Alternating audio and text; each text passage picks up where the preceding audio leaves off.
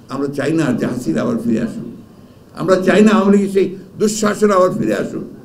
জাতিকে রক্ষা করার একমাত্র উপায় শহীদ জিয়াকে অনুসরণ করে সকলের সঙ্গে আলোচনা করে অতি দ্রুত নির্বাচনের ব্যবস্থা করুন। যতবারই আপনারা বলেন যে আমরা শুধু নির্বাচন করি, আর নির্বাচন করছি তো জাতির স্বার্থে, বিএনপির স্বার্থে তো করছি না। আর সংস্কারের প্রস্তাব তো আমরা দিয়েছি, ওটা দেখেন কোনটা নেবেন কোনটা নেবেন না। অন্যান্য দলগুলো দিয়েছে, আমরা যে ৬২টা দল একসাথে আমরা এটা দিয়েছি ৩১ দফা।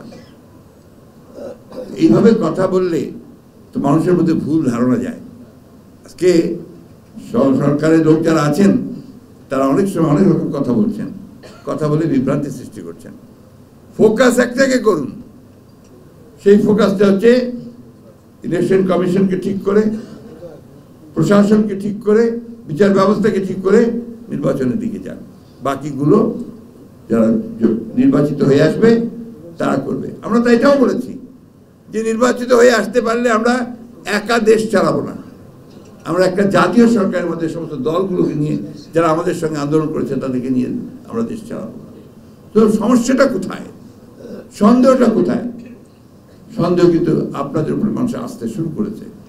কালকে আমি দেখলাম এক টক শোতে এমনভাবে কথা বলা হচ্ছে যে তারা এখন মনতে শুরু করে দিয়েছেন যে এখানে আপনার ভিন্ন দিকে যাচ্ছে।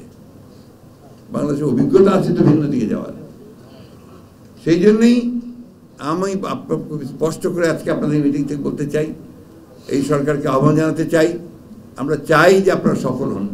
প্রথম দিনই আমরা বলেছি যে এই সরকারের সাফল্য মানে আমাদের সাফল্য, এই সরকারের সাফল্য মানে জনগণের সাফল্য, এই সরকারের সাফল্য মানে এই গণ অভ্যুত্থানের সাফল্য। কিন্তু এরা যদি ফেল করে তাহলে আমরা ফেল করব। আমরা চাই না যে হাসিনা আবার ফিরে আসুক, আমরা চাই না আওয়ামী লীগের সেই দুঃশাসন আবার ফিরে আসুক। চাই না বলেই আমরা বারবার করে বলছি, আমাদের সমস্ত অভিজ্ঞতা দিয়ে।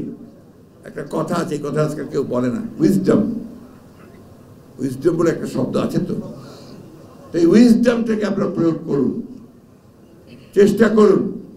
আমরা আপনাদেরকে এটুকু বলতে চাই, রাজনৈতিক দলগুলো সব সময় কিন্তু বাংলাদেশের ভালো করার চেষ্টা করে।